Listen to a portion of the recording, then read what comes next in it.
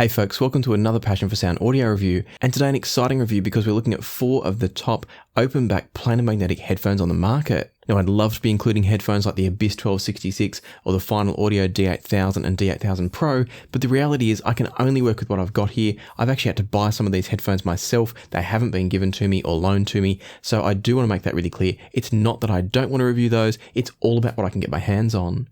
And so today what I do have my hands on is the Meze Elite, the Dan Clark Audio Expanse, the Audeze LCD-5 and the HiFiMan Susvara. And you might hear that list and say yes, but there's only 3 headphones behind you, and that's because the Susvara has now moved on to a new home. That doesn't mean it's not a great headphone, as I'll explain shortly, but it does mean that I'm not going to be able to pick up and hold the Susvara as I talk about it, but there's plenty of B-roll footage so you'll get to see all headphones and the details I'm talking about. Another thing I want to say before we get into this is that there is not a single headphone in this roundup that I would be unhappy to own.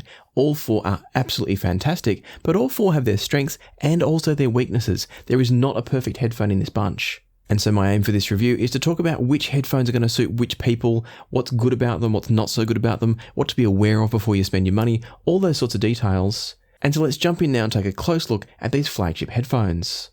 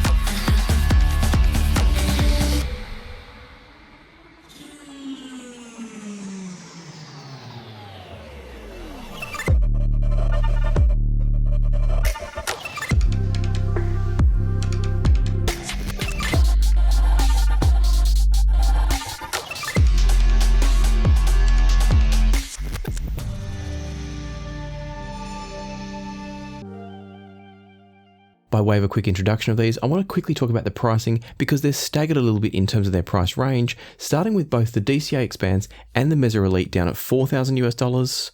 I say down at, that's still a lot of money, but then we've got the Audeze LCD-5 at $4,500 US, and then the Susvara sits at a whopping $6,000 US worth of headphone. And I haven't really taken into account the price of these as I've thought about my impressions, because in the end, they are all the flagship, top of the range offerings from each of these manufacturers, and therefore I'm looking at them purely in terms of whether or not I think they're on the same level playing field, or whether one or others are clearly superior. And so the first thing that I want to do is run through the build quality, the general sort of fit, finish, comfort, and user experience of each of these. And I'm going to do it just in the order that I reach for them, and that means we're going to start with the Audeze LCD-5.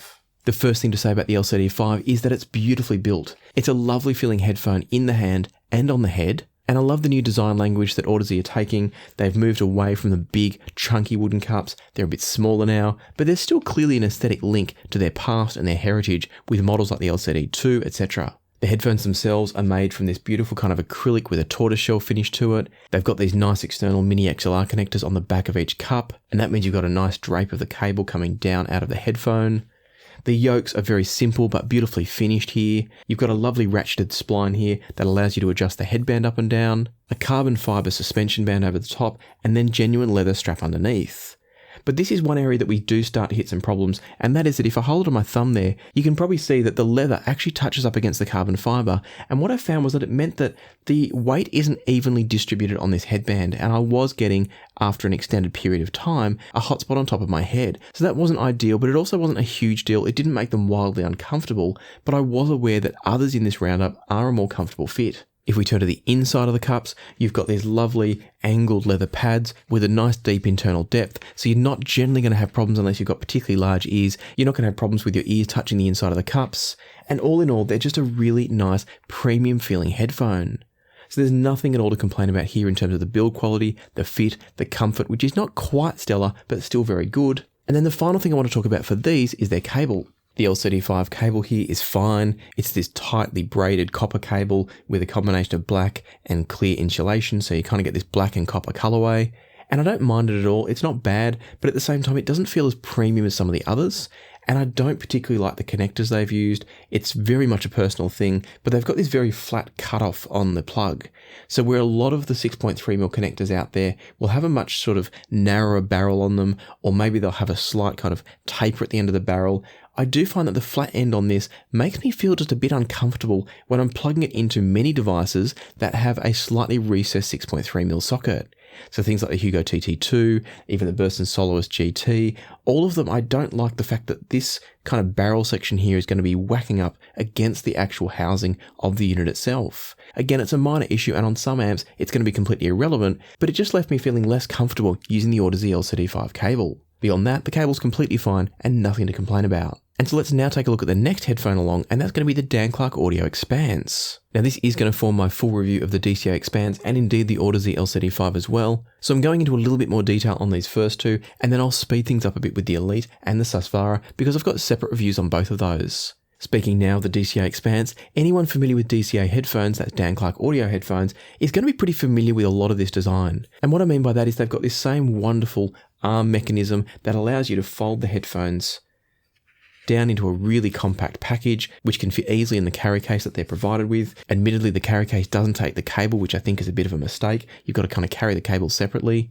But it's nice that you can take a truly premium pair of headphones anywhere you go and know that they're safe. In addition to these folding arms, what you've also got then is a suspension mechanism on the leather head strap here, and that means that literally you just put these on and they adjust to the perfect fit. For those that like a firmer fit, you don't have any control over that, so it could be that they feel too loose. And I guess at the same time, for those that like a really loose fit, you don't have any control over that either. And I'd describe these as maybe a slightly looser than average style fit. They don't feel loose, I never worry about them falling off my head, but there's not a great deal of clamping force from them. So that's going to be good for some people, not so good for others. I don't mind it, I get used to it and it's completely fine, but it is a little bit different to some others. Moving on from the headband mechanism, we've then got these really unique grille designs here. And according to Dan Clark, this was an entirely aesthetic choice. So there's nothing sonic about this design. It was about doing something a bit different. Now personally, I don't know if I'm a huge fan. I don't dislike it, but it also doesn't wow me. I don't love it as such, but it's completely fine. And I like the fact that they are doing something different. Behind the grille, there's this blue fabric, which is quite a subtle dark blue color that just picks up on the accents of the overall colorway of the Expanse, which is the blue and the black instead of the red and the black that you might have seen on the Stealths. And then as we continue on, down the bottom here, you've got a pair of Hyros or Hirose, I'm not sure how it's said, but a pair of connectors. They're a 4-pin DIN connector. It's a locking mechanism. I'll come back to that in a minute. I like the connector in general. And then if we look at the inside, what we've got going on the inside of the cups is a combination of a velour and also a leather pad. And then on the inside again, we've got Dan Clark Audio's patented metamaterial, which is their AMTS system.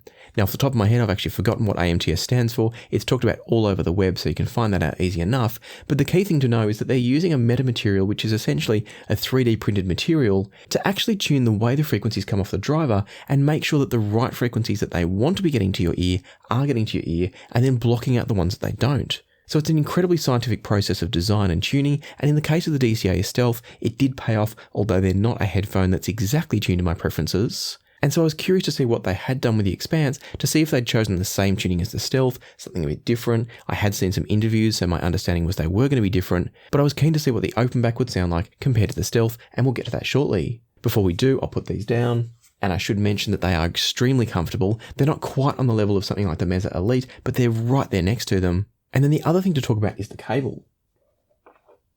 The Dan Clark Audio Vivo cable here is one of the nicest stock cables you will ever come across. It's got this beautiful soft cloth wrapping around it, so it feels lovely in the hand. It can cause some slight microphonics, so do keep that in mind. They're not generally audible when you're playing music, but in between tracks you might hear a little bit of it rubbing against your clothes depending on your clothing you're wearing. It's got this quite sculptural wire splitter, which looks great, but I do find it's at just the wrong height when I'm sitting down, that it does catch on the desk sometimes. That's a little bit annoying, but not a reason not to buy these for, of course. And then coming back again, we've got these locking connectors I spoke about before, and I really like them once they're all connected. I think they're excellent because they're quick and easy to connect and disconnect.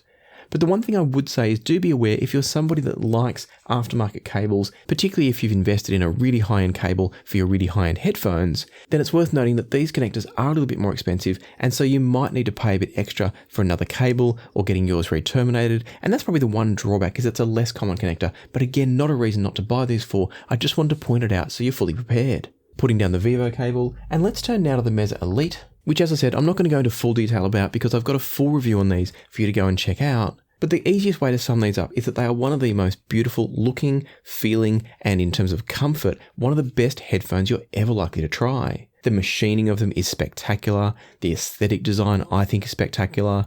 They've again used the mini XLR connectors down the bottom here, which again means it kind of comes out nicely and drapes nicely on your shoulder. And because of this pre-bent leather head strap here, they are absolutely incredibly comfortable. And that's because they distribute the load of the headphone across the entire head, and also they're quite light too. So in terms of comfort and build, these are nothing short of exceptional. If you do want to know more about my thoughts on the comfort, the build quality, the design, etc., then do check out my full review. But to keep this one not too long, let's keep moving now and talk briefly about the cable for the Meze Elites. And I want to raise that specifically because the cable that I've got here is actually an aftermarket cable for these. It's the upgrade cable. It's quite an expensive cable. Off the top of my head, it's sort of $500-600 US.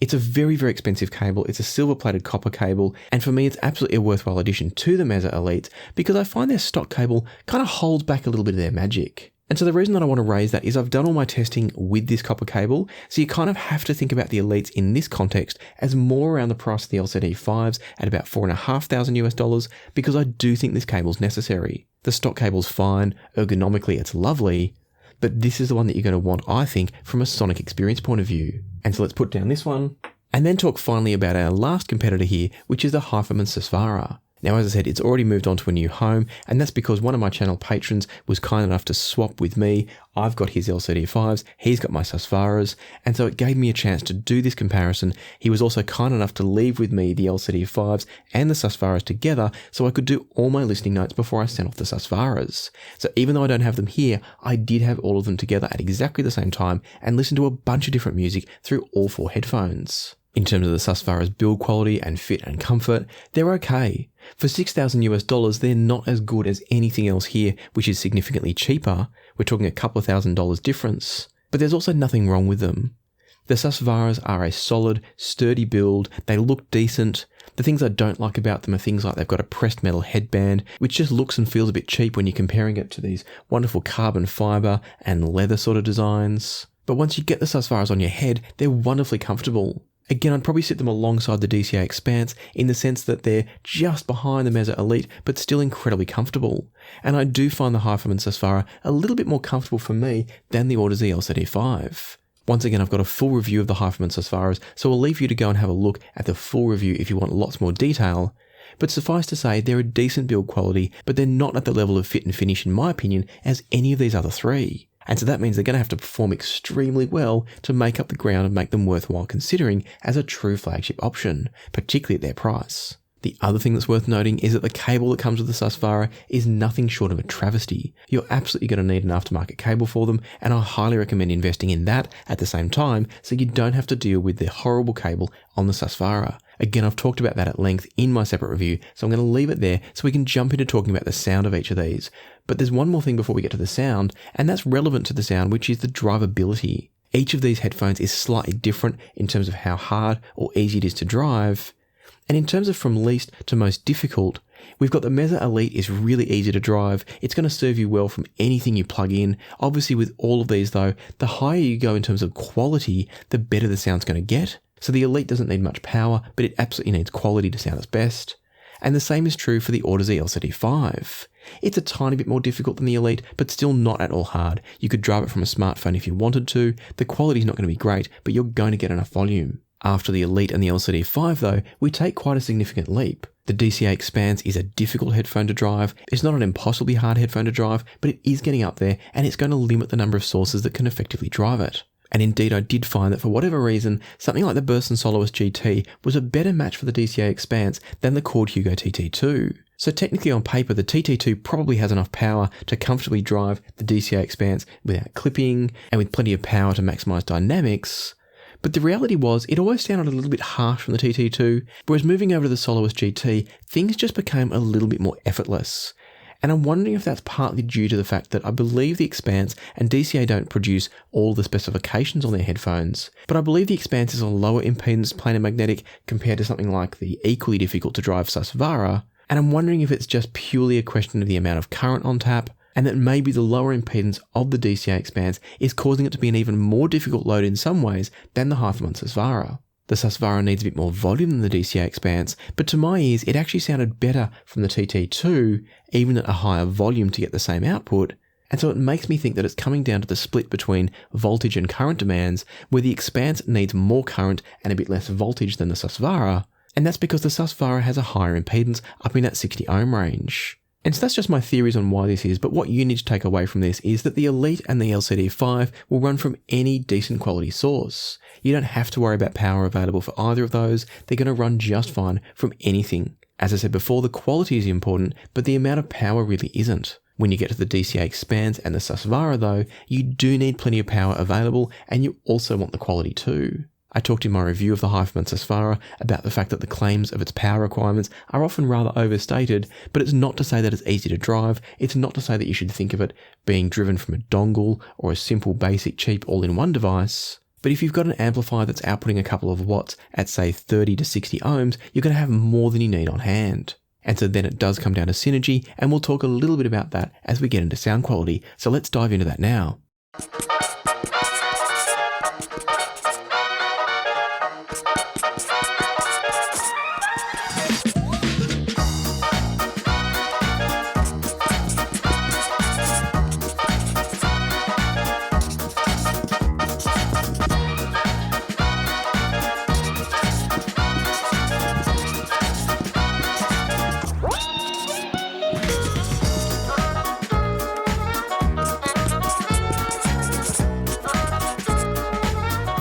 I figured that rather than talking about each of these in isolation, I'd dive straight into a whole bunch of comparisons and kind of paint the picture as we go along, partly to keep this review from getting too long in terms of its duration, but also to help provide context for each headphone. And so I'm going to talk through a bunch of tracks and talk about how the different headphones performed across those different tracks. And the first track I landed on for making my notes was The Power of the Heart by Peter Gabriel, kicking off with the DCA Expanse, and the piano in this track was full and rich. Peter Gabriel's voice was both well textured and well separated from the piano, and his consonants and his plosives, so like t and p and sounds like that, are all clear and crisp from the Expanse. It's definitely a very intimate presentation the Expanse delivers, so you are sitting quite close to the performance if you think about it in terms of if you're in an auditorium, but the Expanse does provide a decent sense of layering and separation, so you can clearly hear that the orchestra is behind the piano and the vocal, so things don't become a big clump of sound, but there isn't a huge amount of space presented. And I guess what I'm saying here is the Expanse doesn't cause the soundstage to be extra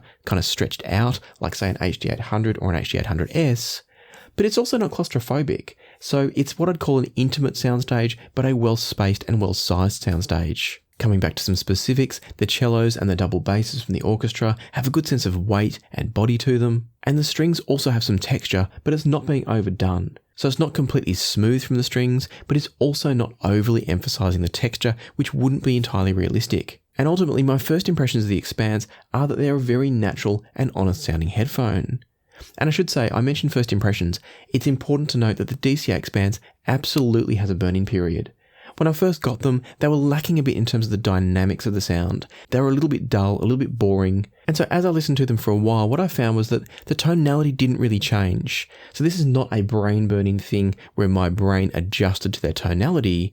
It was actually the dynamics and the sense of space that started to open up. And as Dan Clark talked about in my recent interview with him, it is a real mechanical phenomenon within the headphones. And all headphones go through it to differing degrees. And it was clearly evident in the Expanse from when I first got it to sort of a few days after I'd started listening. And I had a similar experience with the Meze Elites as well, so a couple of these headphones I know to have this issue. I shouldn't say issue, it's just a normal part of a headphone, but at least two of these do need that break-in time. I didn't notice it so much with the Susvara, and the LCD-5s were second-hand when I got them, so I can't say for that one. But I think with any headphone, particularly if you're spending this sort of money, don't ever judge it straight out of the box. Give it a little bit of time. Let it play for a couple of days. Listen to it while it plays if you want to. You don't have to kind of refrain from listening. But just don't make up your mind about these headphones until you've given them some time to burn in and settle down. Because this video is acting as my full DCA Expanse review, I just want to quickly throw in here as well a quick comparison to the DCA Stealth because I know some of you are going to be interested and they're also priced in the same level. Comparing the two side by side, still listening to Power of the Heart by Peter Gabriel, and what I heard from the Stealth was a sound that was significantly leaner than what you get from the Expanse. There's less sense of body and weight in the sound because there's less overall bass, particularly through the mid-bass. The vocal comes across thinner and a bit drier.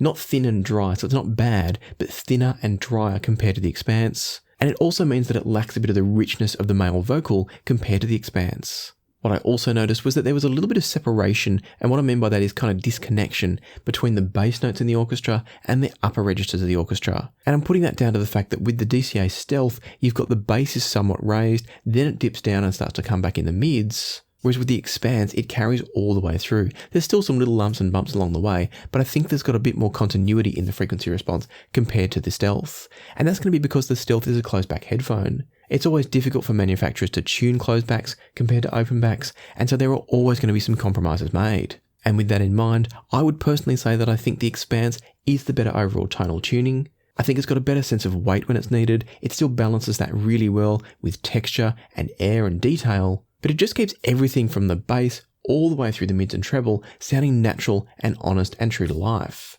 The Stealth, I find, can sometimes sound a little bit lean, a little bit dry, and whilst I still like the Stealth overall, the Expanse would be my choice easily if choosing between those two. The good news is though that they're both different enough as well and both excellent, so if you did decide that you wanted to have both the Stealth and the Expanse, I can see reasons for that, both sonically and also to have closed versus open back designs. And I should mention, if you want to see my full review of the Stealth, do check that one out. It's kind of in two parts because the first review I did, there was an issue with the pads. That's then addressed in the correction review and also my interview with Dan Clark. So go check those out if you're interested. But for now, let's keep moving on with the flagship battle here. Having set our baseline for this one with the Expanse, listening to Power of the Heart, the next headphone I turned to was the Audeze LCD-5. And the first thing I noticed with the LCD-5s was just how clear and clean the piano sounds were. And indeed, all of my listening with the LCD-5s across all the different tracks I listened to before I wrote my notes, that's one of the things that I love about the LCD-5. They've got this very clean, very fast but smooth and refined sound. And I know some people don't like the term fast when talking about headphones. What I mean when I say fast is there's a good sense of attack on the transients. It sounds like the drivers are nimble and agile and they're giving you all the detail and keeping everything really well controlled and really well defined. So by fast, it's like they're able to keep up with the rapidly changing details in the musical signal. Specifically listening to Power of the Heart again, one of the things I noticed from the LCD-5 was that the vocals came across quieter compared to the rest of the mix. And I'm guessing that's to do with where the emphasis is in the LCD-5's tuning, is it's going to create some emphasis on certain frequencies and de-emphasis on others, and in this case it was like the piano was getting a bit more emphasis and Peter Gabriel's voice a little bit less. And so the vocal was very crisp and detailed, but it was also a little bit recessed and a bit ethereal. It was lacking the body and the presence in the mix, both from a tonal point of view, but also in terms of a soundstage imaging point of view. It just didn't have the presence that I expected it to. The sound of the orchestra from the LCD-5s is once again excellent, and the bass was still good and present and well connected to the mix. So I mentioned before that the Stealths kind of disconnected the bass and treble because of the way their tuning works. In the case of the LCD-5, they definitely roll off towards the bass, but it's such a gradual roll off that it doesn't disconnect any of the sounds. So you don't suddenly notice bass falling off a cliff, it's just that the bass is generally a little bit less present than the mid-range. Coming back around again to the vocal as I started thinking about the balance with the orchestra though, and I once again was aware that the vocal is kind of separated in both an interesting and slightly distracting way from the rest of the mix. And what I mean by that is that the vocal's kind of hovering in space, which is really interesting from a listening point of view. It helps if you want to hone in on the vocal, but if you just sit back and take it in as an overall kind of natural listening experience, it can sound a bit artificial. And I think what it all comes down to is that everything sounds wonderful, it sounds clean and clear and detailed, but it's also all lacking a bit of weight and it makes everything sound a little bit artificial. Not artificial in a way that it's unnatural or, I don't know how to explain this one clearly, but it's not about it sounding wrong as such, I guess is the best way to say it. It's that it just all sounds a little bit less than lifelike. If you were in the room with the musicians, you'd be hearing that sense of body and weight and resonance. But the LCD-5's tuning kind of focuses on certain frequencies, certain details in the mix, and leaves others a little bit lacking. So it's very interesting, but not entirely natural. When I went back from the LCD-5 to the DCA Expanse again, it really highlighted that even more because the DCA Expanse just sounds right. It sounds natural, it sounds lifelike, it's got body. It's a very true to life listening experience, and I personally find it more emotionally engaging as a result. It's much more like you're in the room with the musicians, but it also means it's much more like you're sitting in the front, say 1 or 2 rows of the auditorium, whereas with the LCD-5, it does push it back a little bit further. So if you like the idea of sitting a bit further from the music, the LCD-5s are better than the Expanse, but it also comes with that lack of weight. The one final thing I want to mention before I move on to a new track and bring the Susvaras into the mix is that I did try some EQs and some convolution filters with the LCD-5s. And whilst it definitely fixes some of the tonal balance issues and shows you just what they're capable of, which is probably just about anything, it once again also reminded me why I don't use EQ, and that is that it did reduce the sense of speed and detail that I was finding the LCD-5s are so good for. And so it's a bit of a trade-off. If you're not a detail freak, if you're happy to let go of some of the texture and the sense of resolution, then you can absolutely adjust the tonality of the LCD-5 and they still sound wonderful. But for me, I liked them better without EQ. I love the sense of resolution and speed they have, the amount of refinement that comes along with that, so you're getting all the detail with zero harshness. I love all that, and so for me, I wouldn't use them with EQ, but they do respond really well to it. And so let's move on now and bring the Susvaras into the mix, and also a change of song with Wasting My Young Years by London Grammar. And at this point, because I was finding myself leaning towards the Expanse over the LCD-5s, I used those again as my baseline. What the Expanse revealed from this track was that there's this wonderful balance in the recording of Hannah Reid's vocal, which is just absolutely beautiful. She's got this beautiful rich voice that just kind of cuts through the mix and is beautifully separated from the electronic bass that's playing, and then also the full orchestra behind her as well. And the Expanse really allowed those 3 different things to separate, but also have their own character and detail in a coherent overall mix. So while the vocal was separated, it was still a good part of the whole. It wasn't like that previous example with the LCD-5, where it was kind of over-separated. It was clear and obvious listening to the Expanse that the vocal was recorded in the same space, or at least mixed to sound like it was in the same space. And then in addition to that, there's a guitar that has this lovely sense of attack and clarity from the Expanse. The bass is able to reach really deep when needed to, and there are some brushed snares from the drum kit that sound really textural and crisp from the DCA Expanse. And this is where it's a really interesting headphone. It's got this rich, full-bodied sound, but it also manages to have detail and texture and a good sense of articulation and attack as well. I'm still wrapping my head around it as I'll explain at the end, but the DCA Expanse to me is a fascinating study in a really balanced tuning without losing too much in any one direction. But that's not to say it's perfect, and we will get to that. Moving over to the Susvaras on Wasting My Young Years, and I immediately heard that the Susvaras bring out more resolution and more detail from a track like this. One of the things I've always loved about the Susvaras is they've got this magical sense of articulation and clarity on the leading edge of notes. And so what I mean by that is things like a guitar strum, there's this great sense of attack to it where it really makes you feel the guitar strum. On the other hand, part of why they're able to do that is that the bass, whilst really well extended, is a little bit lower than the other frequencies. So whilst it's not quite as rolled off or not quite as steeply rolled off as the LCD-5s, the bass from the Susvara does taper away, and it means that the overall experience of listening to a track like this one, where there's electronic bass that's going really deep, you've got a full orchestra as well, and the end experience for me is just a little bit less engaging because it doesn't have quite the body and the presence to be as impressive and engaging as the DCA Expanse. And so the listening experience from the Susvara is technically exciting and interesting, but it's kind of a bit hollow overall and a bit less engaging because of that lack of weight. The Susvaras do have some other strengths though, so it's not all bad here. Their separation of the vocal is once again excellent, and the guitar once again has that excellent sense of articulation, but it is lacking a little bit of that resonance. And so for me, where I got to at the end of this comparison was that the Susvara is technically an incredible headphone to listen to. It's going to show you things in the music you've never heard before. It's going to bring that sense of energy to those transients, those leading edges of notes. But if you're anything like me, it's probably going to leave you a little bit cold, or it's going to leave you wanting to reach for the EQ and boost the bass, which is certainly an option as well. But if we're just talking about the headphones in their natural state, I definitely think the Expanse once again has the better tonal balance. It's not as technically exciting, it doesn't give you some of that sense of detail retrieval, but I believe that's actually because it's delivering more of the bass notes at the level that they should be delivered from a naturality point of view, and that's always going to kill some of the upper end detail and some of the sense of kind of resolution because there are masking effects going on. And so it comes down to a question of what you prefer. Do you want the technical details? Do you want every last little bit of resolution? Then the Susvara is incredible, and I don't think it can be matched. But if you want something with a bit more emotion and presence behind it, then the DCA Expanse, for me, is still the better choice. And so that explains why the Susvara is no longer here. I deeply respect it. I will miss it to a degree in my collection. But it was a headphone that I found I was only reaching for from a technical point of view. I was reaching for it when I wanted to hear how a particular device was performing rather than to enjoy music. And that's the only reason I let it go, was because I can't have all the headphones in the world. I can't afford to do that. And so I had to make the decision which way I'd go, and that's why the Susvara left the house.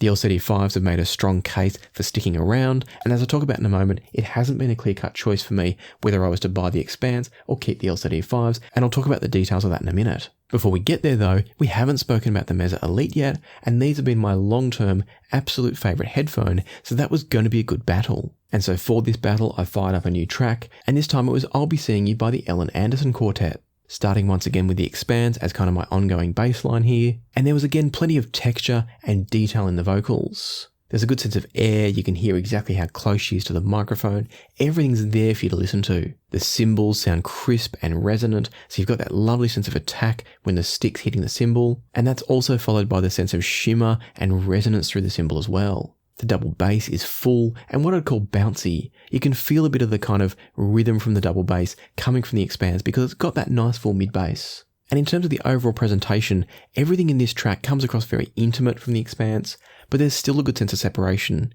Not a great deal of layering admittedly, but I didn't know the recording well enough yet to know if that was the Expanse or just the recording, and we'll talk about that in a second. The key thing for me was that everything was well separated, so I didn't feel it was claustrophobic, but it was definitely a very intimate presentation. Moving over to the Elites, and the vocals were very similarly presented. So once again, quite close, lots of detail, lots of texture, and I really couldn't split these two on the presentation of the vocals. When the guitar came in, I was aware that the Elites gave me just a tiny bit more sense of articulation, so the sense of attack at the front end of notes was just a little bit cleaner and a little bit crisper. And that also carries through to the cymbals being just a little bit brighter. There's just a tiny bit more attack on those transients. And that could be good or bad. It's possible, I think, that the Elite is just pushing ever so slightly beyond what's entirely natural. And so while it's interesting and it does give an extra sense of kind of clarity, it's probably not as natural as something like the Expanse is. And I will come back around to that point shortly. The double bass from the Elites has a little bit less body to it, but it does still, to my ears at least, sound natural and real life. And overall, I found that the sound from the Elites was a little bit less weighty. It doesn't have quite the same sense of body and presence at the Expanse, which is surprising because I think a lot of people, including me, think of the Elite as a fairly bassy headphone, but it doesn't have the sense of body that the Expanse does, which gives you the trade-off once again though, of giving you just a little bit more sense of space. Not massively more in this particular track, but definitely a little bit more. And as I listened more and more across lots of different music with all four of these headphones, what I found was that the Elite does produce a greater sense of space in the soundstage than the Expanse. If the Expanse has you sitting in the first 1 or 2 rows, then the Elite's probably in the 4th or 5th row. It's not pushing you way back, but it's definitely pushing you further away than something like the Expanse does. And I also feel like the maximum size of the soundstage is greater from the Elites. So whilst it didn't show up in I'll Be Seeing You, there is a clear difference here. If you don't like a really intimate sound, the DCA Expanse isn't as good of a choice, and the Elite is probably better. But do keep in mind that a large part of that more intimate sound from the Expanse is coming from its tuning. And so for that really natural, really lifelike tuning, you almost have to make the trade-off. And I'm going to come back around and talk about that in just a moment, but before we do, I just want to revisit the LCD-5s, and still sticking on this same track, I'll Be Seeing You, because as I said before, at this point in my testing, I hadn't yet decided if I was going to keep the LCD-5s and send back the Expanse, which were thankfully on loan to me from the local distributor, or if I was going to buy a pair of Expanse and then sell the LCD-5s. And I've tossed and turned on this one so many times, I've lost count. And so as I made my notes on I'll Be Seeing You, I decided to bring the LCD-5 back into the mix one more time. And that's because I really love what they do. I like their mid-range focus. I like the way they bring vocals and instrumentals to the front. I like their sense of space. I love their sense of speed that I talked about before, and also the refinement they bring. So if we jump back a second to the Susvara gives you this sense of attack and clarity, but it comes along with a slight sense of kind of dryness, or not aggressiveness, but an ability to become fatiguing. Whereas I feel like the LCD-5 does a lot of things very similar to the Susvara in the sense of it has that lovely sense of attack and speed and clarity, but it's all delivered with just a slight layer of velvet over the top. It's a little bit smoother, a little bit more refined, but gives you all the same characteristics otherwise. And so I was really tempted to hang on to the LCD-5s and then send back the Expanse. I really couldn't decide. I knew the Elites were staying, that was for sure, and I'll talk about the decision-making process there shortly, but I still wasn't convinced whether the LCD-5 or the Expanse was the right headphone to live alongside them. And so bringing the LCD-5s back into the mix for I'll Be Seeing You, and what I heard was that the vocals from the LCD-5s were a little bit airier, a little bit more textural again. The guitar was another step more articulate than the Elite.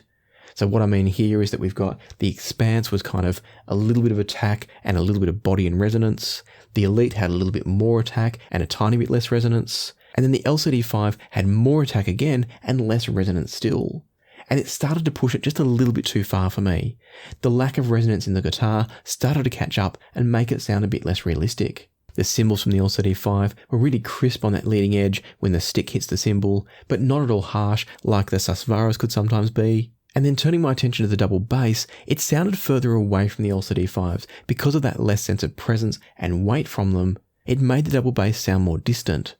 And that's neither good nor bad, but I don't think it's accurate to the actual recording based on what I heard from the Elites and also the Expanse. And so my summary here was that the LCD-5s for me give you maximum insight into a vocal. If you're looking for something that just lets you really focus in on the key instruments and or the key vocals, the LCD-5 is amazing. I personally prefer it to the Susvara. If I could keep all three of these, I probably would, because I think the LCD-5 is brilliant and I can completely understand why Audeze market it as a tool for professionals. If I was a mixing and mastering professional, I would love these for the insight they give into vocals. But with a limited budget and with musical enjoyment in mind, this final test did seal it for me that the LCD-5s will be moving on very regretfully and the Expanse will be sticking around. And so it left me at this stage with one final question, and that is for me, which is the better, maybe not better, but the more realistic headphone, which is the most true to life between the Elite and the DCA Expanse? And so I fired up one final track, which was Good Morning Little Schoolgirl by Muddy Waters from the Folk Singer album. And the reason I wanted to use this is it's a wonderful recording with all the musicians in the same room. And so I'm not going to talk through the details of the guitar, the vocal, the double bass, any of that. I'm just going to tell you the realism of these. Which one did I find was the most realistic as if I was in the room with the musicians? And it was a pretty clear-cut call. The DCA Expanse was like I was in the room with the musicians, again sitting pretty close, so it is fairly intimate. But when I went back to the Elite afterwards, the Elite was like an exceptional recording, like listening back to an amazing, amazing recording, whereas the DCA Expanse was like sitting in the room with the musicians.